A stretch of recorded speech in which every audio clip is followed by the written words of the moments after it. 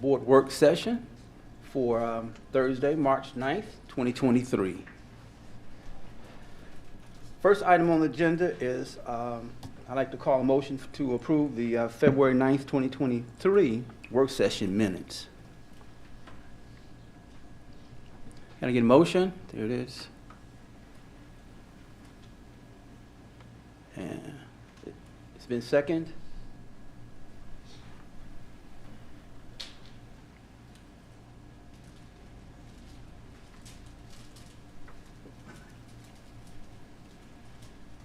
Okay, yes, it's been moved in second. Okay. Can you currently vote on the minutes? Fine.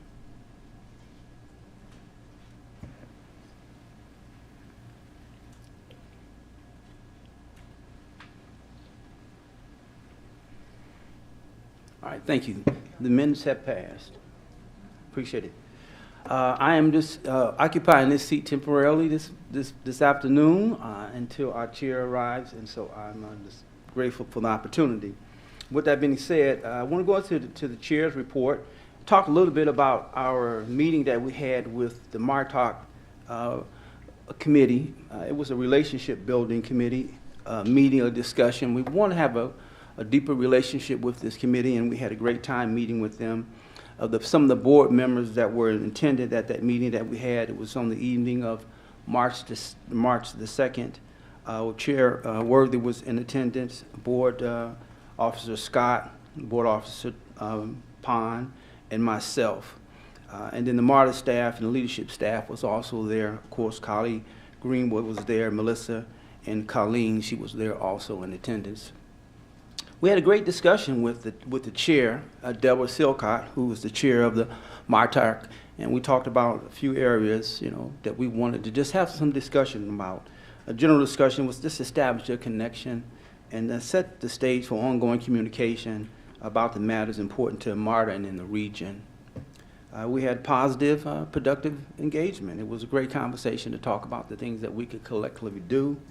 And I want to thank Chair Silcock and the MARTA stakeholders for making the time that we spent engaging and doing it. And once again, it was during a very busy legislative session, and we appreciate them taking the time to come out and us meeting with us at that time. So we want to say thank you. At this time, I want to have Mr. Peter, Andrew, you have a few things you want to share? Next on the agenda. Sure. The Ethics Board update. Mr. Worthy had asked just that we give an update to this committee so they knew where that process was. We have received appointments from all of the stakeholders. The next step will be for Ms. Powers and the board or the Board of Ethics to convene a meeting to go over bylaws, rules of the board. They have not been amended or used in well over a decade, so they probably need some updating and some tightening. And the last bit is that Liz O'Neill has agreed to be the attorney for the board and represent the board and answer any questions that they may have from a legal perspective, so they have their own independent counsel for this process. We do not have a date set yet, but we will in the near future, hopefully. Okay. All right. Thank you. Appreciate that. The next item on the agenda is the GM-CEO report. Mr. Colleen Greenwood. Thank you, Chairperson. I just want to ask Kevin Hurley to come up, if you don't mind, Kevin. Kevin's going to talk to you about a successful refinancing of previously issued bonds. I think some were priced just yesterday, and with considerable savings in debt service. So without further ado, Kevin Hurley. Yes, sir. Good afternoon, Mr. Frierson, members of the MARTA Board of Directors, and Mr. Greenwood. As Mr. Greenwood said, I'm Kevin Hurley. I'm the Deputy CFO here at MARTA, and I'm here to brief you on a resolution that will be coming directly to the board in the board meeting following this work session for a vote. And this is for a resolution for the issuance, sale, execution, and delivery of the Series 2023A bonds. Next slide, please. As discussed in prior presentations to the board, The tender transaction is to refinance certain maturities of MARTA's taxable 2020B and 2021D bonds, resulting in the new Series 2023A bonds. The pricing exercises, as Kali alluded to, was yesterday, March 8th, with the following results. Next slide, please. The par value of the new Series 2023A bonds based on bondholder participation in the tender is $65 million. The Series 2023A bonds were rated AAA by S&P and Kroll and AA2 by Moody's and have an average life of 9.9 years. The total all-in cost rate is 3.39%, with an aggregate gross savings of $9.3 million and a net present value savings of $7.1 million, which equates to about 8.2%. Overall, it was a pretty successful transaction, especially when we compare it to our established savings threshold of 3%. So we've more than doubled and close to tripled what that savings threshold would be. Next slide. Next steps are to gain board approval of the resolution for the issuance, sale, execution, and delivery of the Series 2023A bonds, and that will be followed by the closing, which is scheduled for April 4th, 2023. Next slide.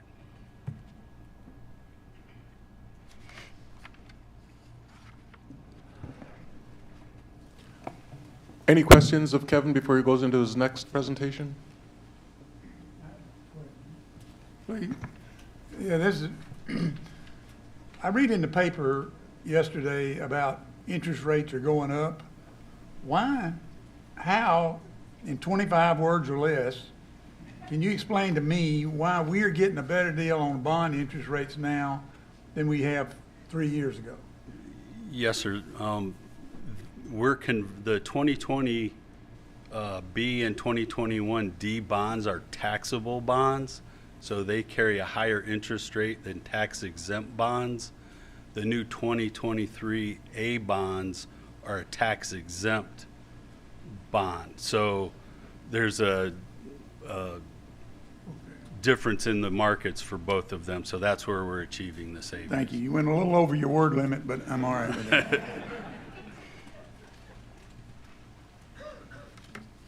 All right, next presentation, please. I'm also here to brief you on another resolution that will be coming directly to the board as well. This resolution is to allow MARTA Treasury staff to cash defease the Series 2007A bonds in regards to the cash optimization transaction that we previously briefed the board on. Next slide. As a refresher, the cash optimization transaction is executed in 2 steps. The first step is to use existing cash to set up an escrow to pay off higher interest rate bonds. And then the second step is to sell new bonds at lower rates to reimburse MARTA for the initial cash outlay. The resolution that we're asking you all to approve today is specifically to allow staff to execute step 1 in the transaction. Next slide. MARTA will use cash to establish an escrow to defease the 2007A bonds on April 25th, 2023. The new money bond, Series 2023B, will be issued in a similar amount and amortization as the defeased Series 2007A bonds, with the issuance, sale, execution, and delivery scheduled for May 11th, 2023. Next slide. The next steps are to gain approval of the board on the resolution to defease the Series 2007A bonds at the board meeting following this work session, and subsequently executing the defeasance on April 25th, 2023. Subsequently, staff will be back on May 11th at the work session to inform the board about the pricing on the issuance, sale, execution, and delivery of the 2023 bonds, as well as the overall savings generated from the transaction. Next slide. All right, thank you, Kevin. Once again, any Yes, other sir. questions of Mr. Hurley? Jim, Kevin, go when ahead, when you presented the opportunity to us weeks ago or months ago, I don't remember which now, you and your team were hopeful that a certain percentage of the bondholders would be enticed, and that you were maybe thinking about a 2 or 3 point difference to get people to buy into it. Yes. How close did we end up coming to what you were aspiring to? The ability to entice the bondholders didn't work out to the levels that we had originally thought. We got about 18% of the bondholders versus 40. Okay. Rationale for that was there was one significant bondholder that had a large share of the bonds that chose not to participate at all. That really drove that percentage. Yes, sir. Thank you. Just a quick question on the cash optimization. Like, very simply, can you just explain like how this works? So do we use cash on hand that we have currently in accounts to pay this down, and then when the bond comes, we refund? And if that's the case, just like what would the cash position for that shorter period be? Like, would we still be in a good place? Yes, sir. We have significant reserves right now, and that's really what's allowing us to execute this. So we'll have a cash outlay, and then for tax purposes, we have to wait at least 15 days to sell the new bonds. So we'll wait that 15-day period, sell the new bonds, and replenish the cash that we put forth. And just for a matter of scale, like how much of our reserves is this? Our reserves, our total reserves are close to 700 million, and this is about 116, 115. Perfect. Thank you. Yes, sir. All right, we have any other questions for Mr. Hurley? Okay, so hearing none, I would like to go into executive session. Okay. Thank you, Mr. Ryerson. Next, I'd like to ask Ms. Kelly Davis to join us. Kelly is the Director of Facilities Program Management here at MARTA, and she's going to talk a little bit, give you an update on our 5 points transformation, a bit about the history, the methodology, the recommended design that MARTA is moving forward on, and just some insights into the plan itself for this best-in-class transformation at what is a pivotal transit nexus here at MARTA. So I'm personally excited about the prospect of possibly getting started with construction in August, but before I say any more on that, I'll ask Kelly to brief the board. Good afternoon, everyone. Director Frierson, Mr. Greenwood, and fellow board members. Again, my name is Kelly Davis. I'm the Director of the Facilities Program Management for our capital delivery team, and I'm just here to give you a briefing on the 5 points transformation. Next slide, please. So after the adoption of the MARTA sequencing plan in 2019, we went to work. We realized that 5 points was an important project to the city, and that the deconstruction of the canopy will be a massive effort. So what we did is we started a feasibility study on this deconstruction, and we began our stakeholder engagement. We came up, a few months later, we came up with the final recommendation for the recommended sequencing. Throughout the year of 2020, we continued with structural workshops, and in early 2021, we started the procurement process to engage an A&E designer. We got them on board. We also started the procurement process for a CMARC contractor, and by August of 2021, we had the A&E designer on board. Next slide, please. So throughout 2021, we continued doing several assessments. We work with our bus operation teams to look at an existing condition study of preferred scenarios. We went in and we did award to Skanska Building USA, who was our CMARC contractor, and pre-construction services did begin. In the spring of 2022, we did apply for a federal raise grant. We also began our public engagement. During this time, we ended up developing 13 concepts. In August of 2022, we did receive the $25 million for a raise grant. We also received $13.8 million in state funding. Throughout the fall and winter of 2023, we selected 3 concepts that we did share with our partners at the city and Central Atlanta Progress. They asked us to develop 2 more. So then we had a total of 5. And since September to now, we have been performing engineering and cost studies on the selected concepts. So now we're coming to you on the MARTA recommended option 9A, scheme 3 is the preferred option. Next slide, please. So a little bit about the RAISE grant. The RAISE grant is the Rebuilding America Infrastructure with Sustainability and Equity grant. It was a big deal. We got letters of support from 26 agencies and entities. They all wrote letters to Secretary of the DOT, Buttigieg, and they all did that because they believed that 5 points was important. Next slide, please. In August, we did receive the award. It was a big deal as well, not only in the city, but around the country. We had some non-traditional news, people like Construction Equipment Guide, Progressive Railroading. We had a lot of headlines, congratulating MARTA on getting this money. And we had a big news. It was a big news thing at the station. President Biden's senior advisor on infrastructure and coordinator, Mitch Landrieu, came in town. Congresswoman Nikema Williams. We had Odie Donald from the city of Atlanta. We had Mr. Greenwood. Several of the board members were there as well. We had a really big news conference where we showed them around the city. So it was a big deal. Next slide, please. So far we know that the deconstruction of the canopy is a big deal. Getting the RAISE grant is a big deal. So because we have such a big deal, we knew we had to go with big contractors. The team that we have is 2 world-class teams, and together they designed, built, and constructed the Moynihan Train Hall at Penn Station. That was a $1.6 billion with a B dollar effort. They did that while keeping Penn Station open and operational.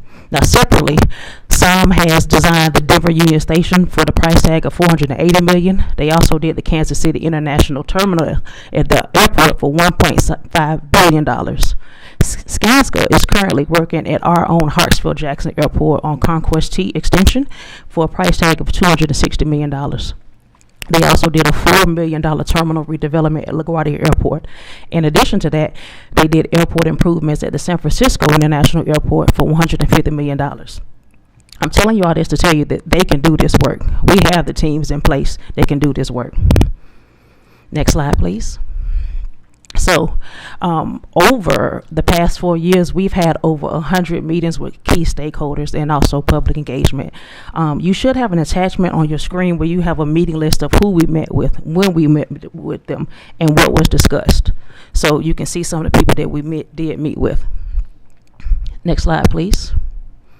In addition to engaging our key stakeholders, we also did a lot of public engagement, not only in and around the 5 Point Station, but around the authority as a whole.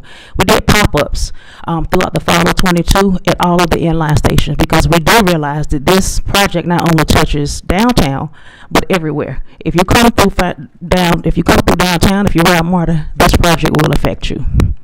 Next slide, please. So the process. Ordinarily, when you do a design build, the process is like a funnel. You start at the top with a bunch of ideas and you whittle down to one. That wasn't the case with us. We started with 8 concepts. We took those concepts to our partners, again, at the city and CAP. They asked for 5 more, so that brought us up to 13. MARTA had several internal workshops where we went through scenarios, what worked best for the authority. We got it down to 3. We took those concepts again out to our partners, and they asked for 2 more. So that brought us up to 5. So since September 22 to now, these are the 5 options that we were developing. Now, all of those 5 options did start with the 13. So we didn't add anything new. We just went back and worked at what we had already developed. So about 2 weeks ago, we received a ROM, which is a rough order of magnitude cost estimate for 9A Scheme 3. And that's what we're here to discuss today. Next slide, please. So, some of the top concerns of our key stakeholders, if you look at the colored words, you see connectivity, reconnection, reconnecting. That was big with our customers. If you look at some of the other things, those are from the stakeholders. You see a lot of talk chatter about the buses, where they're going, moving the buses, minimizing bus service. The brutalist architecture doesn't age well. And for those of us who don't know, because I had to learn myself, brutalist architecture was a popular way of building things in the 70s and 80s. Big hunky concrete structures. That is the design of 5 Point Station. Next slide, please. The key concerns for MARTA was safe access. We wanted clear paths for our pedestrians, connections, sight lines. We wanted to be an asset to the community. And first and foremost, we are a transit agency, and 5 Points is our hub. Next slide, please. So, in the same vein as who our hub, we needed to discuss who we serve. So, within a quarter mile of all the routes that serve 5 Point Station, we have higher than average minority levels, poverty levels, and disability levels. So we had a report that we had our service planning group put together, and that is located in your screen as well. This information comes from that report, so please feel free to read it so you can get the full picture of it. They used a technology called Remix where they pulled together some data. And some of the data that came out of was that we need buses at 5 Points. We do, to serve our population that needs us. So, for instance, if you ride the 186 from South DeKalb County, you have access to 60,000 more jobs than not, by just along that route. If you ride the 42, which goes along Jonesboro Road and Lakewood Avenue, you have access to an additional 45,000 more jobs. These are just examples of why we need to keep buses at 5 Points. Many of the routes that serve, they're not close to the rail lines. So by keeping the buses at 5 Points, we give our patrons who, again, need us direct access to the station. This is where our lines intersect. This is the only place where most people can get north, south, or east, west. Next slide, please. So now I want to set the stage for the design. This gives you a little context of who we had in mind when we did this design. As you all know, the station does sit in between Forsyth, Alabama, and Peachtree Street. Around that, we have a re-emerging downtown. We have several developments. We have sports arenas. We have government agencies, and we have the absolute best college in the world, Georgia State University. Go Panthers! So next slide, please. Using the design principles that we mentioned earlier, that were shown earlier, we also looked at some transformative principles of the station: circulation, safety, activation, environmental comfort. We also want this to be a civic heart because, again, we are looking at a re-emerging downtown. We all have seen and heard about the new developments that are coming in and around the station. 5 Points needs to be a part of that. So you see the term 9A Scheme 3. We actually had 3 schemes for 9A, and they had different abilities. One was a promenade. It was a big open space, a lot of walking. Another one was a quilted connection. And what we settled on was station transformation. It was the only one that was truly transformative to the station. The other 2 schemes look very similar to what we have now. Next slide, please. So in order for us to get to this station transformation, we need to do several things. One was remove the existing concrete structure. If you know the station right now, it's limited openings to the space below. So we wanted to open that up. Next slide, please. We wanted to carve out the plaza to open up the concourse to light and air. We also wanted to prioritize the station access and reconnect Broad Street to connect pedestrians.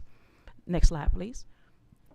Excuse me. We also want to program the open space with distinct character and purpose, and the new canopy ties it all together. Next slide, please. Now, this is the reimagined concourse at 5 Point Station. This is our recommend option 9A Scheme 3. The view that you have here is Peachtree Street looking west toward Forsyth. Now, I would ask that you do not get tied to any particular visual. Right now, we need to decide on the bones, the structure of the station. Some of these design elements like activations, retail, concession, what kind of floor tile, what kind of material is on the roof, those will come further into design. Also, we will be having more rounds of engagement with our stakeholders and the public, because we truly want this to be a regional station. We want to know what they want to see. So next slide, please. This is just a roof plan view. The materials that we are thinking about putting there for the roof is a translucent material similar to what you have at the airport, which will allow light in but keep weather elements out. As you can see, we do have our buses situated along Alabama and both Forsyth Street. Different from the design we have now, we have carved out soft tooth bus lanes on both sides of the street. One of the concerns that we did have from our developers was to push the buses on our property. By allowing soft tooth lanes, that does accomplish that effort. Additionally, one of the concessions that we had with the city of Atlanta, they wanted the buses to be upon Forsyth Street. So this gives us a mix of both. With this, we have clear sight lines, and no matter where you come from on the side to get a bus, you can see where your buses are. Next slide, please. Another aerial view from the corner of Peachtree and Alabama Street. Next slide, please. So this shows you the station with the canopy off. You can see the new elements of the concourse. In addition to, you can also see the bridges that reconnect pedestrians to Broad Street. Next slide, please. So some of the program emblems which we're looking at. The station entrances, the bus stops. We have a Grand Civic Plaza. We have the Broad Street Plaza. The Broad Street Plaza and pedestrian access were some of the big things that we heard from our key stakeholders. They don't want their visitors to the new developments to walk through Bus Alley. We don't want that either. So what we have done is created a promenade. You walk directly through our station. You can see what could be beautiful art elements. We have some nice landscaping that could potentially be there, but that does address the developers' concerns about having people walk through buses. There's been some chatter in the media about, patrons not being safe and going through idling buses. They don't have to do that. They don't have to do that. We have created enough places in and around the stations for patrons to not have to go through there. Now, there is the connection to the Summerhill BRT. So we don't have the pedestrian issues, any safety issues. We are creating a very large raised crosswalk. If you walk on that, you should not have any issues. The buses will not hit you. This will remain bus traffic only. One of the things we're looking at is also creating a lane simply for pedestrians. That will come further in design.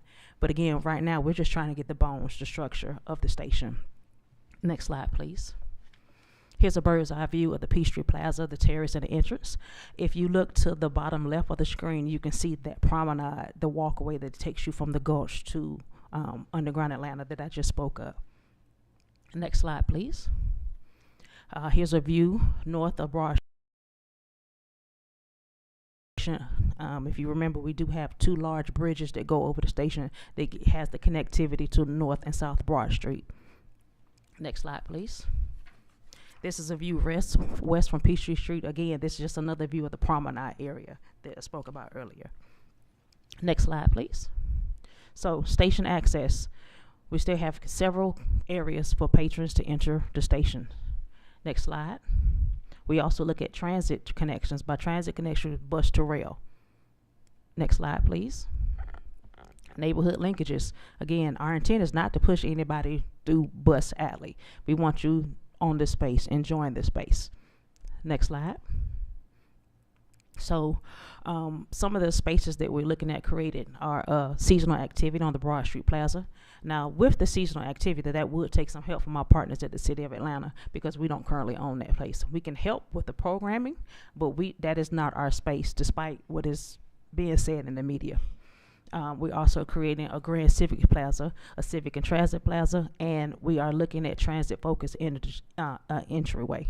Now, please remember that a lot of further bare bones structure, what will come later. Next slide, please. Again, active programming. Two of the things that we know, not two, a few of the things we know are coming back are the community garden, which is also known as the MARTA Farm. That is a partnership between MARTA and the Atlanta Downtown Neighborhood Association. We also will be bringing back the soccer field. And as you know, that is the first soccer pitch in any transit station in the world. It's been such a success that the FTA has deemed it best practice. MARTA was the first to do that. We will be bringing that back. The Grove and also the terrace, cafe, and seating. Those are things to be looked at further in the design. Next slide, please. So this is a cross section of the station. If you look at the lower level, that is the north-south platform. The next level up is the east-west platform. On top of that is the platform, and the top level is the plaza. What we are addressing with the 5 Points Transformation Project are both the concourse and the plaza levels. We have an ongoing station rehab project that is addressing the work on the north, south, and east-west platform. Next slide, please. So here's a bird's eye view from the forthcoming Summerhill BRT. This is a great aerial view of the raised platform that I discussed earlier. If our patrons stay on that, there's no chance, well, there's always a slight chance, you know, but if they stay on that, we are providing safe access to the station from the BRT. And now I have a short animation to show you.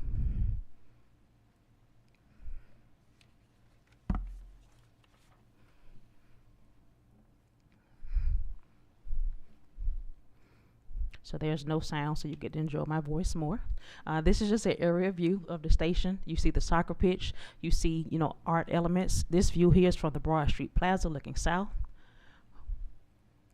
The landscape, the vegetation, none of that stuff has been selected yet. These are artist renderings of what it could be. This is the promenade area going west towards Forsyth Street. This is the soccer pitch. This is the view Broad Street North coming off of the Summerhill BRT. This is inside the concourse. Again, you see the two bridges that provide pedestrian access to North and South Broad.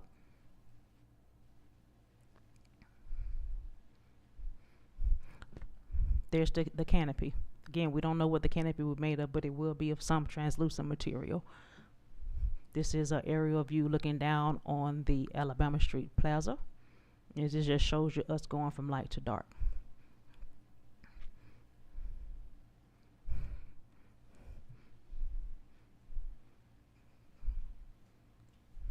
So that's beautiful, right? So with that beautiful station does come a beautiful price tag. Next slide, please. So right now we're looking at a price of just under $260 million. During the RAISE grant, we did advertise a price of $202 million.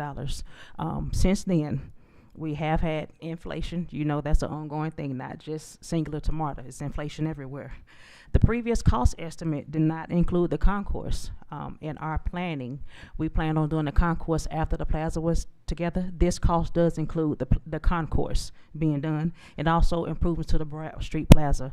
Again, that was a major concern from our stakeholders. So we listen. We hear what people say. We don't always get to do what they want us to do, but we do listen. So with this cost, we have incorporated the Broad Street Plaza. So that's all for me. Thank you very much. All right, thank you. Wonderful presentation. Thank you. That's how you create vision. Any of the board members have any questions? I have. I'll start with Stacy. Sorry, first. And then Melissa. Thank you. Two quick questions for you. One, in regards to the sawtooth cut bus lanes. I'm and I know sorry? that the sawtooth cut bus lanes, Mhm. I noticed that, I know you said that it won't impede traffic, but on the actual graphic, it did show the rear end obstructing the through travel lane. Will they be completely out of the way of travel? For the crosswalk? No, for the parking spaces for the buses. The buses can we go back to that slide? There will be no crosswalks in the Sawtooth. No, not the crosswalks. I'm not talking about the crosswalks. I'm talking about the actual buses encroaching on the travel lanes. No, we have the buses we are creating Sawtooth so that gets you out of the general purpose lane. Right, but I'm just saying on the graphic, it didn't show that. This is just a high level I got you. rendering. I got you. Those elements will come when we get deeper into the design. Okay, so that was my first question. Second question, in regards to the city of Atlanta, there were some city council members who had some concerns. Yes. Have we completely satisfied or addressed their concerns? We have. We Okay. met with members of our engagement team, met with Councilmember Faroukli, and I met for 2 hours with Councilmember Dozier Friday. Okay. They were not aware of the effort that we had put into the design. They also were not aware that the day before they sent that letter, we had not only a meeting but a site visit at the station with several of the developers who surround the station, where they gave us a conditional approval to move forward. They love what they saw. They would like to get rid of buses. They would like to minimize the bus presence. We said that we would look at it. We also told them that the final configuration of the buses is dependent upon the bus network redesign. We don't know yet. But what we're putting down is concrete. If at the end of the bus network redesign that we don't need it, we can go out and bust it up and, create something different. They also wanted to have more input on the design. We committed to do that. One of the other things they wanted was us to develop a robust maintenance, program and budget. We know we need to do that. If we're going to put this beautiful station there, we have to maintain it. And we are doing that. Right now, we have our station rehab program that is addressing maintenance at all of the stations. So, to be perfectly honest with you, we thought that we had addressed our concerns. That letter was a shocker to us.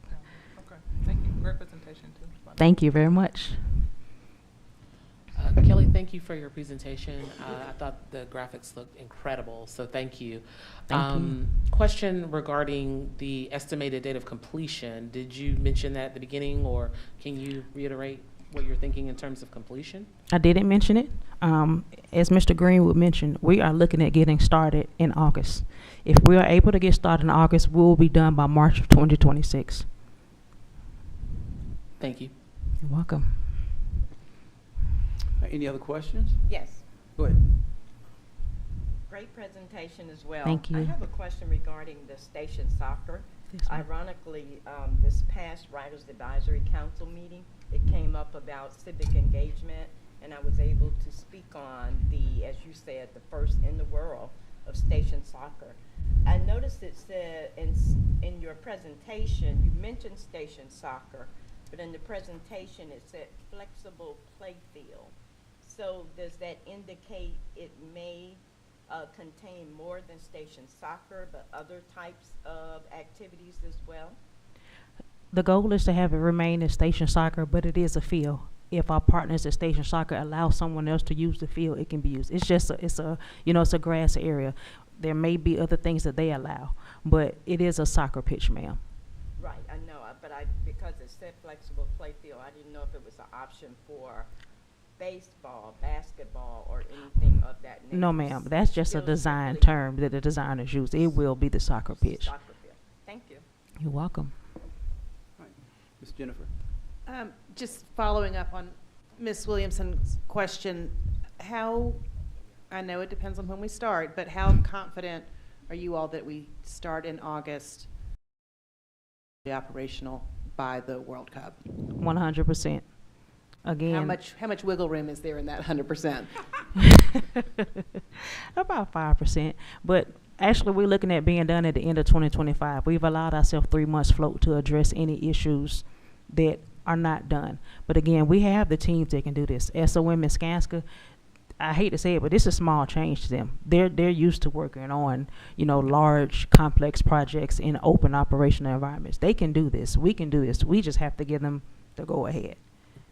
Okay, thank you. I just want, I love the confidence that Kelly is exuding here.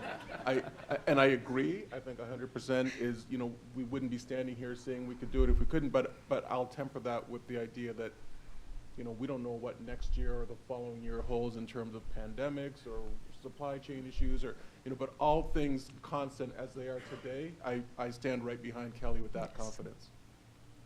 Okay, great. Jacob, you're next. Couple questions. I'll just go through one by one. But the first one, thank you for the presentation. You showed how many designs we've gone through this conceptual process. Just one question there. Have we landed at a higher cost for conceptual design because of all these iterations, or have we been able to stay on our original budget just through conceptual phase? And I'm just trying to get at the question of like, are we increasing costs through all of these iterations? So there has been a small increase in cost in the design, because when we engaged the designers, we were supposed to have a concept already selected. For varying reasons, we did not get there. So they did a lot of concept development for us. But the overall construction cost did increase because of the factors that I did name earlier. But the design costs, we did have a small change to it, an addition, but we are still within our contract contingency to cover those costs. Perfect, thank you. The second question I have, you mentioned that part of the reason the cost went up was because concourse level work wasn't in the original. Just would love to hear why concourse level work wasn't part of the original. We missed it. No, Oh, no. no. The concourse work has always been programmed as in between the station rehab at the lower levels and the plaza. As the plaza developed, the concourse we had already budgeted $30 million as a state of good repair cost that we were going to include with this. We've just pulled it into this program, so we're still covering that within our program. Okay, So but will it be covered through more MARTA, or you're saying it was state of good repair? Was it going to be covered with the core penny and now it's pulled into the more MARTA, or? No, that's going to be with local funds. When I say we missed it, we missed the opportunity to put it in the more MARTA program. We were going to cover the concourse funds with local funding. Okay, perfect. And then last question.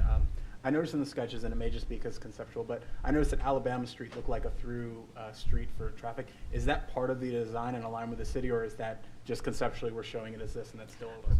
It bus only. Right now it's supposed to be bus only, but people do drive there. So right now the design that we show shows it one-way bus only. So hopefully that'll stop people from when they get to the crosswalk looking right and left. We're trying to make it as safe as possible while keeping our operational standards. So Alabama Street is planned to be bus only. Thank you. Thank you. Okay, Frida? Chair Frida. This is probably a colleague question, but can you clarify for us so that we're all on the same page exactly on this budget? Is this all being funded through more MARTA, or is there a certain percentage that's being funded through MARTA ourselves? How's that breakdown? Right, there's a break. In fact, Carrie's making her way to the microphone. Carrie can do a better job of detailing the breakdown. Sure. Thank you, colleague. Carrie Rocha. I'm the interim capital officer. So originally the budget for this more MARTA transformation was only for plaza level. So the more MARTA, the 5 points transformation was just for plaza level.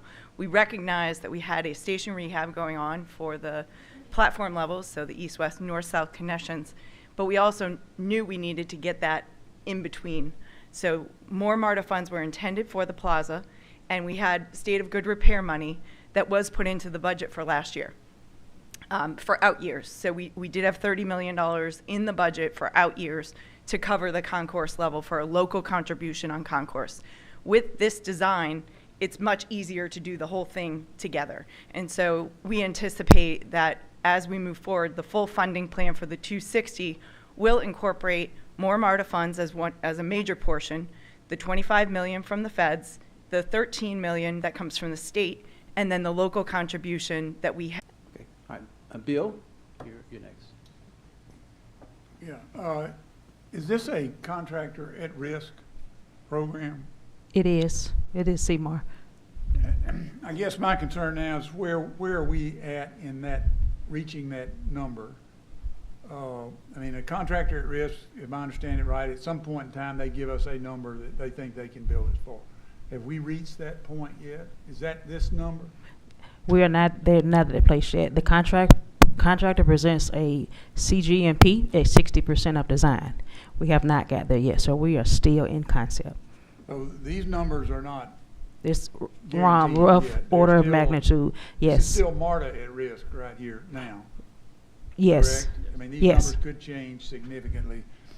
And I think one of of course, the contingency number seems like, I mean, it seems like a small number for a project like this, but it seems like a large number, 12 or 15% or whatever the number is of the total amount budgeted.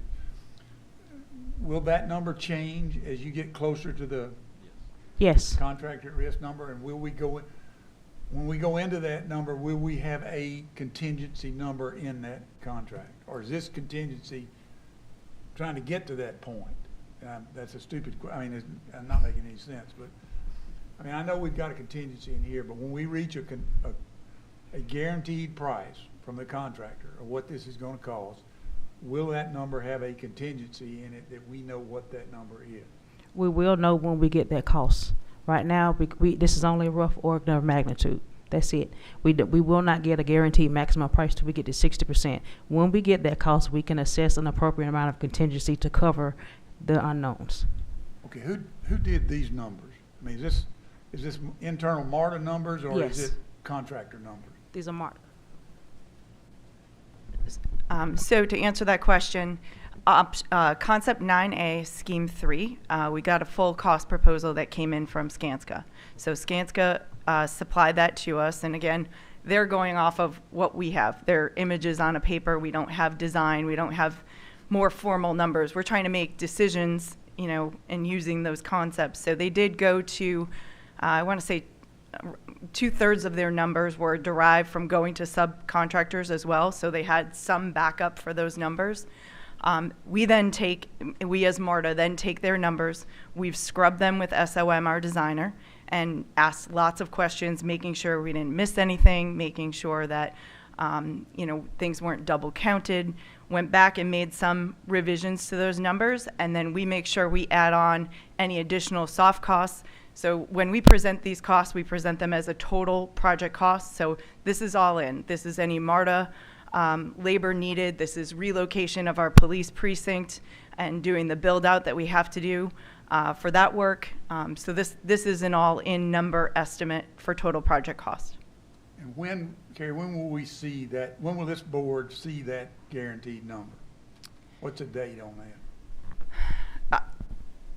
Meaning at what stage do we see the guaranteed number? So typically, and this one's a little bit unique because this is a CMAR contract, and we do anticipate bringing this to our PMT with the cost and schedule. The challenge is that this is not your normal where we lock in at 30% design and we have our cost and our schedule and we say this is what we're proceeding with. Because it's CMAR, we actually have to release our contractor to start dismantling the roof before we actually have it fully designed in order to complete the project, you know, as a CMAR contract. So right now, this is kind of a little bit unique from most of the projects that we've been doing under MARTA. This is an alternative delivery project where we're able to take advantage of bringing the contractor to the table early, having them influence the design with us so we make good decisions in terms of how they can execute the construction and do that much more quickly than we would if we did design, bid, build. Okay, and I commend you for going at this in this manner. I think it's an excellent choice to try to pull these very important people together as you go through the design.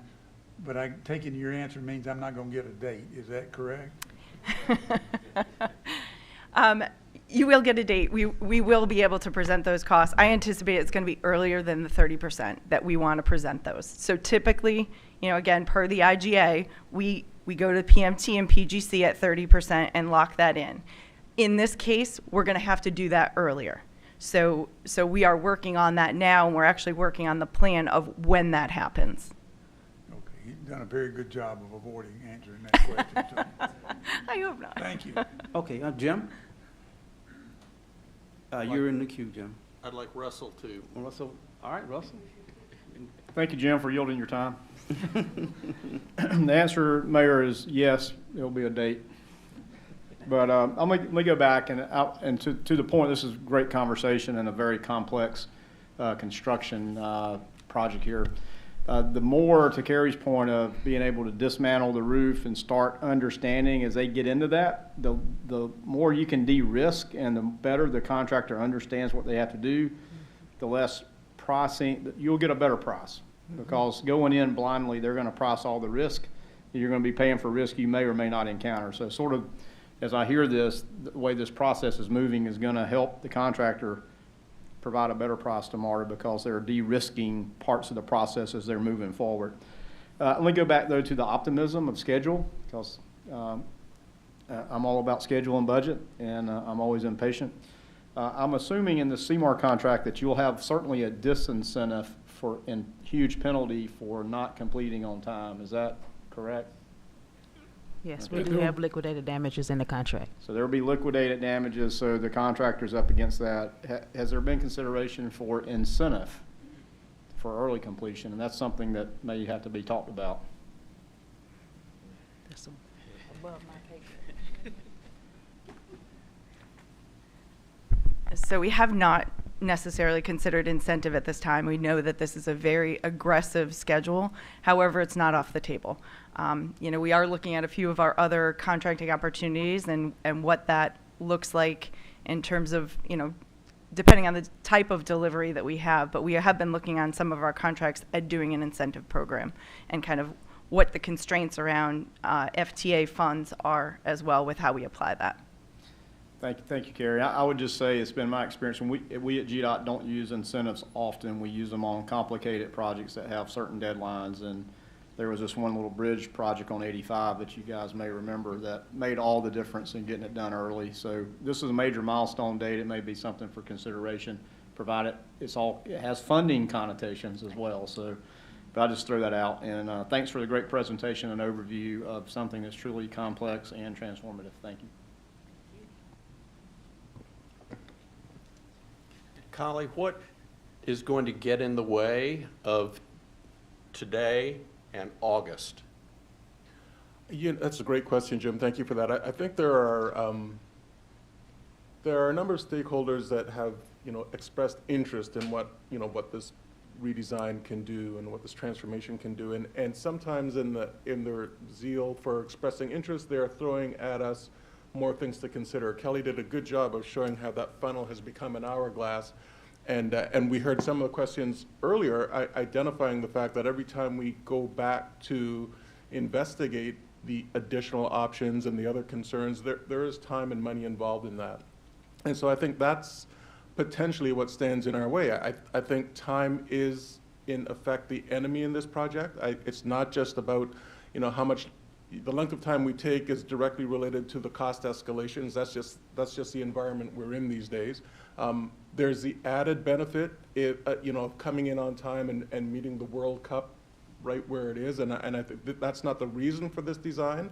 This design stands well on its own, but it sure is an added benefit to get it in on time at that point. And then there's also the fact that, there are a lot of agencies in this country that are now turning their attention to capital expansion, right? That we've been dormant for a couple of years, and in as much as SOM and Skanska are world class and large, and they've got the bandwidth to do this, they do rely on smaller third-party industries as well to get some of this work done. So again, if we are not ready to go now, and if we end up kind of dragging our feet, wringing hands with additional questions and additional challenges, we do run the risk of, being put into the hopper with a whole bunch of other projects that are going on around the country and losing control of the workforce and the supply chain that we need to move this forward. So I think time, the interest of making it between August and our deadline that Kelly has identified is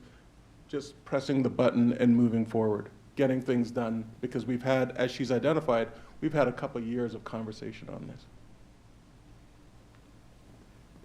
I'd like to throw in also, one of the aspects of doing this is trying to fast track this is operational impacts that we have to work into this. So one of the options we're looking at is a limited access at the plaza level, basically shutting it down to a limited access, not fully, but limited access, some of the diversion of the bus area to be able to have the contractor in there. So he's not piecemealing it, working at night only or during the day. By capturing that space, we can guarantee or do a much better programming of getting him in, getting the work done, and being safer for the public as well. So we've got to work operational bus as well as how we get the people in and out of the station. But the downstairs, north, south, east, west will not be impacted at all by this. So that's one of the things that we will be working through as we go. One last comment. I mean, this is an incredibly complex project for simple-minded people anyway. And and most everything that MARTA does is complex to some level. Even repaving a parking lot has its issues. But when you look at this presentation that you all gave today, there's a tremendous amount of work behind this. that we really have seen here in 30 minutes or whatever it took to present this. The amount of work and the volume of work that goes into bringing this presentation here and getting to this point is enormous. And when you read sometimes what people say, that they don't understand why progress is not faster than it should be, and we're all impatient on this board. But when they do that, it shows a complete lack of understanding of the complexity of what this organization is doing and what they're faced with. So I commend you on your presentation. I commend you with where you are today. And I wouldn't have the nerve to guarantee 100% completion by March, but I commend you for that also. And thank you. Thank you. Hi. No other questions? Okay. Colin? Thank Thank you very you much, all. Kelly. I appreciate that presentation very much. Thank you all. Have a great day. And Chair Frierson, if I may, just another minute or so, just to talk about some upcoming events and meetings of significance. The first one I want to just mention is that, and it's not listed here, but during the week of March 20th to 24, it's Transit Operators Appreciation Week. So just to share with the board that MARTA will be engaged in a number of initiatives under George Wright and his team to make sure that transit operators understand that we absolutely appreciate them. Throughout the week, we'll have all week serving grab-and-go meals and snacks at various times of the day and night throughout the divisions. We'll have a giveaway with an insulated MARTA lunch bag with which to put their grab-and-go meals into. We'll also have leadership coming out to each facility for meet and greets throughout that week, and appreciation and thank you posters in all facilities, and a signed card by the C team to each operator, just a token of our appreciation for what they do. So that's Transit Operations Appreciation Week, March 20 to 24. Also on the upcoming meetings of significance, I won't go into the details, some of our standard engagements, the board committee meetings and board meetings in general. Also, we have the Riders Advisory Council in the atrium on April 5th in person. And we have the MAC committee meeting, which will be virtual on May 9th at 10 a.m. And finally, some upcoming American Public Transit Association meetings in Washington on March 12th to the 14th is the APTA Legislative Conference in DC. APTA Transit Board Members Seminar in person in Birmingham, July 15th to July 18th. And finally, the APTA Transform Conference in Orlando from Sunday, October 8th to Wednesday, October 11th. And that concludes my, my GM comments for the week. Thanks. Thank you, Mr. Green. We appreciate that very much. So at this time, I'd like to entertain a motion to go into executive session. I'll move that we go into executive session for the purpose of discussing real estate, litigation, and/or personnel matters. Okay. May I get a second? Second. All right. All those in favor, raise your hands. Okay. Any opposition? Hearing none. Okay. Thank you. We're going to go into executive session. Thank you.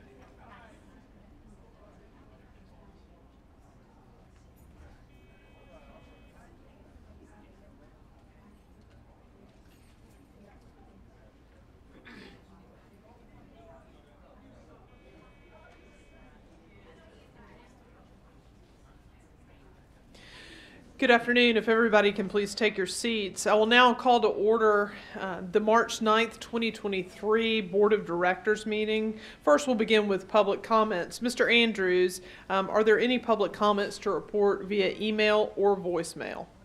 Yes, ma'am. We have two. The first is from Ed Williams. Mr. Williams is stating that certain public comments that have been read into the record are not being attached to the board minutes for the months of November, December, and January. We will look into that to verify. He also raises questions about whether or not, or why not, cost of contracts or bonds are on the agenda, that he does not think we have the authority to issue revenue bonds, and that he's got questions about the overall cost of many of our MARTA projects and the MARTA Clayton projects as well. But his entire email, all 3 pages of it, will be submitted into the record verbatim. The second one is from Sherry Williams. She is asking, she wants to make sure that the Campbellton Corridor BRT project remains on the MARTA list, that it still remains in the completion deadline that was originally anticipated, as well as several recommendations on any potential shortfalls for cash for that project. Her email will also be attached to the meeting minutes verbatim. Those are the only 2 we received. All right, thank you, Mr. Andrews. We have 3 public comments who are in person for. Let me read the statement first. The public will not be allowed to yield or donate time to other speakers. The public comment portion of the meeting will not exceed 45 minutes. If the 45-minute time limit is reached before public comments are completed, public comments will be suspended and the board meeting will commence. Public comments will resume at the end of the board meeting. Each individual has 2 minutes to speak, and the first person that I have to come up is Ms. Beverly Miller.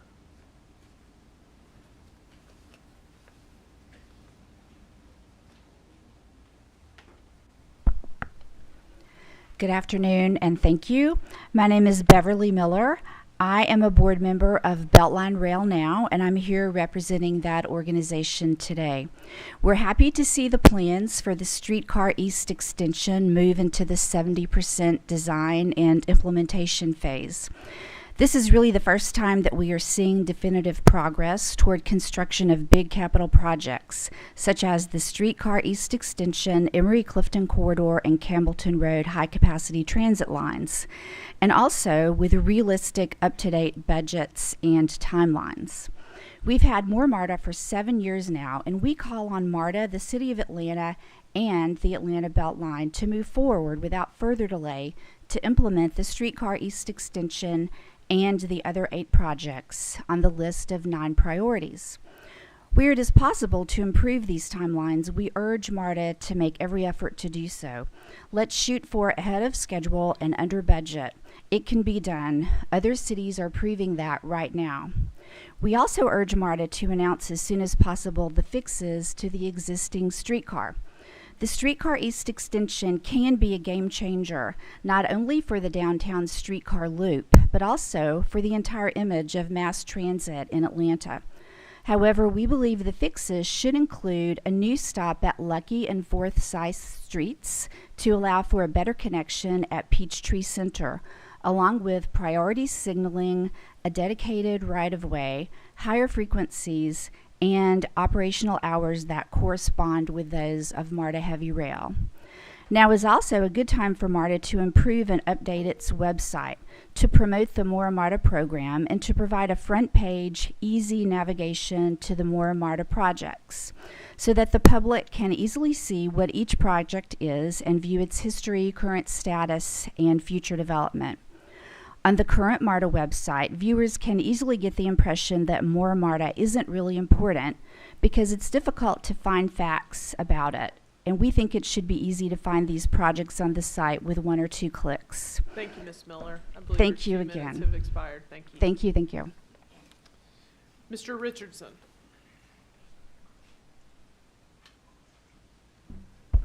Good afternoon. My name is Philip Richardson. I live in Clayton County. And what I'm here to address with the MARTA board, I had handed out some documents. It's dealing with our compensation here at MARTA and what we were looking at, some national comparisons.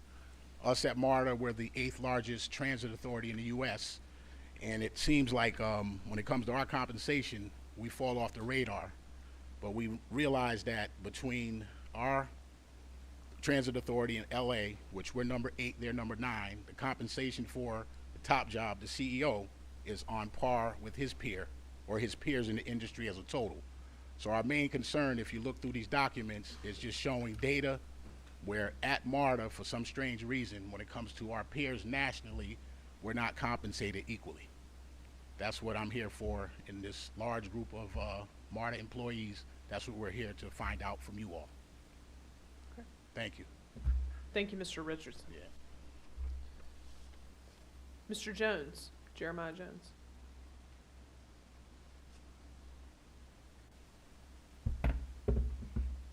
Good afternoon. I'm Jeremiah Jones with Propel ATL.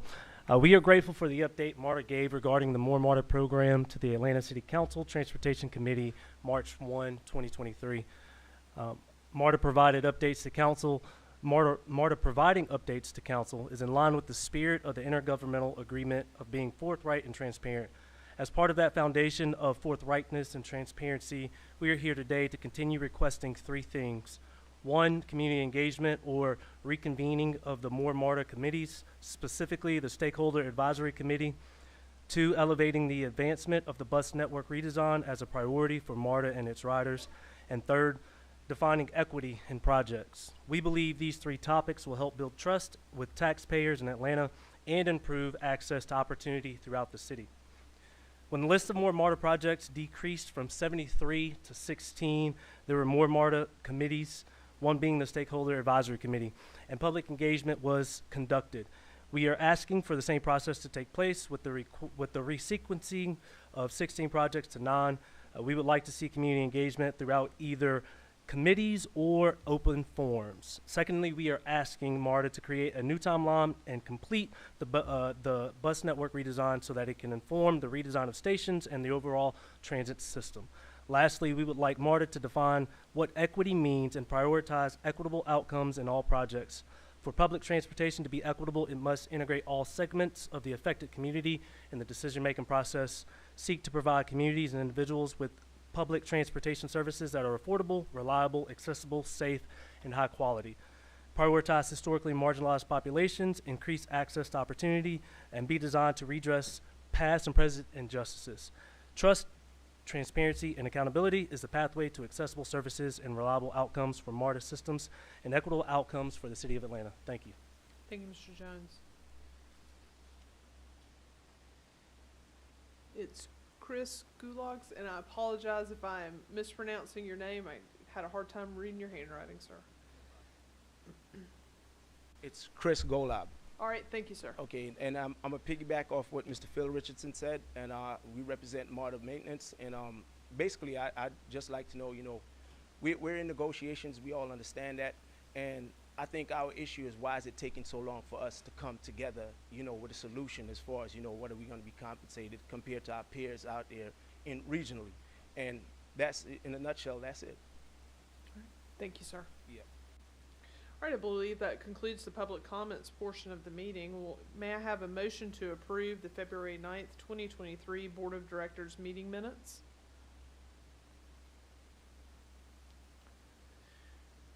Moved by Mr. Durrett. May I have a second? Seconded by Ms. Ide. Any discussion? Appearing none, if you can please vote.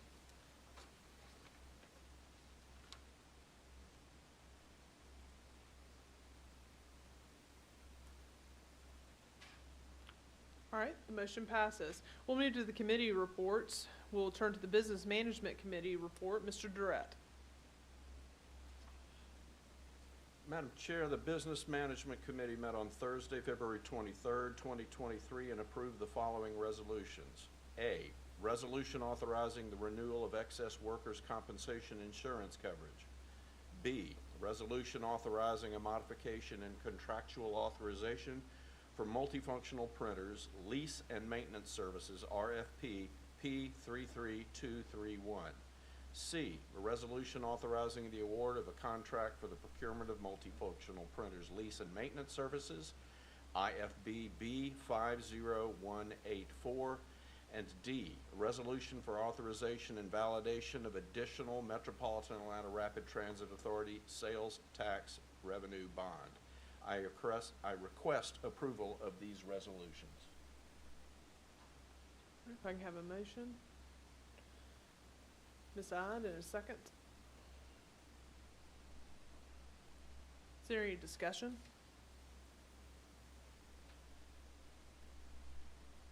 All right, seeing none, if you can please vote.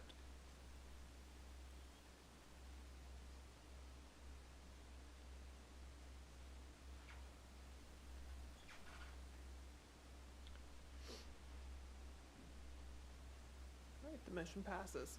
We're going to back up for just a moment and go to the resolution approving. Would you like me to finish my report before I you do that? would, probably. It looks Okay. like I was missing portions of my page, so now we fixed that, and I would absolutely love to hear the rest of your Madam report, Chair, Mr. the Barrett. committee also received the following briefing or notification: bond refinancing transactions and notification to use regional partners funds for Windows 10 upgrade RFP P38189. Madam Chair, this concludes my report. All right, now we will move back up to item number 2, resolution approving the MARTA 2020B, 2021D tender 2023A issuance.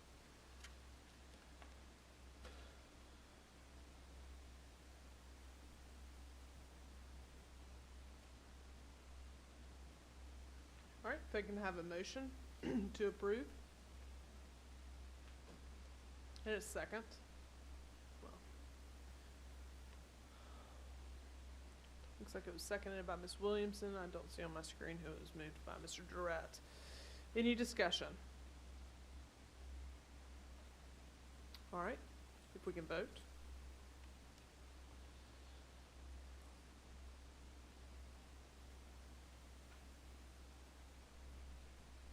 All right, it passes. We'll move to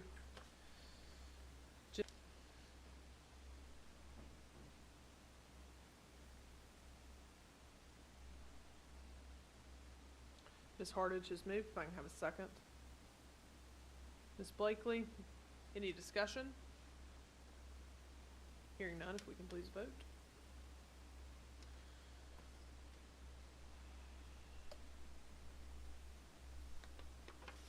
All right.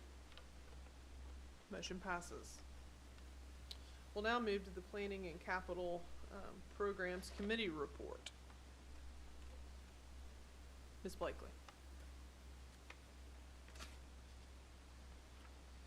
Tyreen, I have the Operations and Safety Committee handout.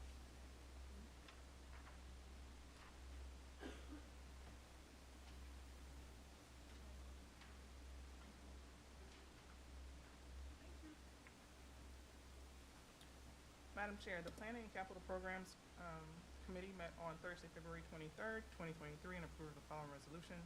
Resolution authorizing the award of a contract for the procurement of Summerhill Bus Rapid Transit, also known as BRT construction, IFB B50070. I request approval of this resolution. All right, can I have a motion and a second, please? It's been moved and seconded. Any discussion? Seeing none, if you will please vote.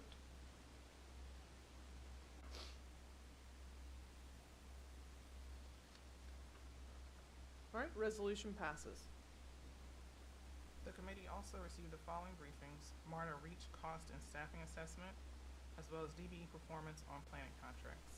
Madam Chair, this concludes my report. All right, thank you. We'll now move to the Operations and Safety Committee report. Mayor Floyd. All right, okay. Madam Chairperson, I'm glad to read this on behalf of Mr. Pond, who is vacationing in the south of France, so. Madam Chairman, the I feel like he Operations got the better end of Chairperson, that deal. The Operations and Safety Committee met on Thursday, February 23rd, 2023, and approved the following resolution. A resolution authorizing a modification in contractual authorization for on-call snow and debris removal services IFB B47306. Resolution authorizing the award of a contract for the procurement of engine oil for transit buses and automobiles, IFB B50166. Resolution authorizing the award of a contract for the procurement of extended service antifreeze, IFB B50157. And lastly, a resolution authorizing the award of a contract for the procurement of parking lot sweeping and cleaning services, IFB B50151. I request approval of these resolutions. All right, can I have a motion and a second?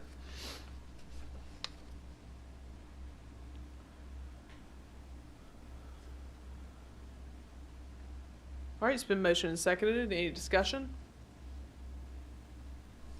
Seeing none, if we can please vote.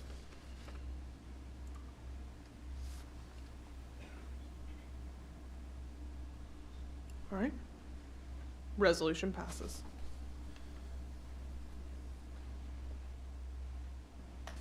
Mayor Floyd, does that conclude your report? I'm done. Yes, I'm sorry. This concludes my report. All right, thank you. We'll move to the External Relations Committee report. Ms. Scott. Good afternoon, Madam Vice Chair. The External Relations Committee met on Thursday, February 23rd, 2023, and received the following briefings. A, Government Affairs Update. B, MARTA Artbound Advisory Council Update.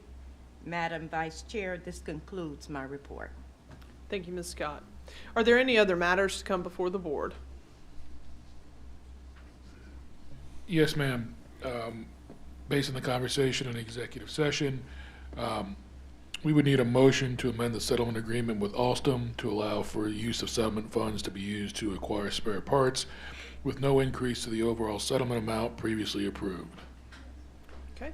I'll move approval of that resolution. Can I have a second? Discussion? Using a show of hands. All right, resolution passes. Are there any other comments from the board? Ms. Blakely. Just really quickly, I appreciate you all coming out today to show your solidarity and your concern about negotiations, and I will ask that we as MARTA are transparent and intentional about keeping them updated as to where things stand. Okay, thank you. Anything else? All right, the MARTA Board of Directors meeting is hereby adjourned.